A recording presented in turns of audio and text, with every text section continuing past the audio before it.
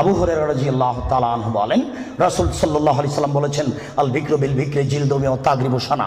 অবিবাহিত ছেলে মেয়ে যদি জিনায় লিপ্ত হয় তাহলে তাকে 100 লাঠি পিটিয়ে এলাকা থেকে 1 বছরের জন্য তাড়িয়ে দিতে হবে। তিনি বলেন, আস-সাইবু বিস-সাইব রাজম। বিবাহিত পুরুষ নারী যদি জিনায় লিপ্ত হয় তাহলে তাকে ইট ঢেল পাথর দিয়ে মেরে মেরে মেরে ফেলতে হবে। এদেশের লাখো ভাবিকে ইট ঢেল পাথর দিয়ে মেরে ফেলতে হবে যারা দেবরের সাথে জিনায় লিপ্ত হয়েছে। এদেশের লাখো দুলাভাইকে ইট ঢেল পাথর দিয়ে মেরে ফেলতে হবে যারা সেলিকার সাথে জিনায় লিপ্ত হয়েছে। এদেশের লাখো পুরুষকে ইট ঢেল পাথর দিয়ে মেরে ফেলতে হবে যাদের স্ত্রী থাকার পরেও অন্য নারীর সাথে জিনায় লিপ্ত হয়েছে। এদেশের লাখো নারী বেহায়া বেশরমা লজ্জাহীনা নারী যারা স্বামী বাড়িতে থাকার পরেও অন্য পুরুষের সামনে নিজের পরনের কাপড় খুলে উলঙ্গ অবস্থায় জিনায় লিপ্ত হয়। শুনুন।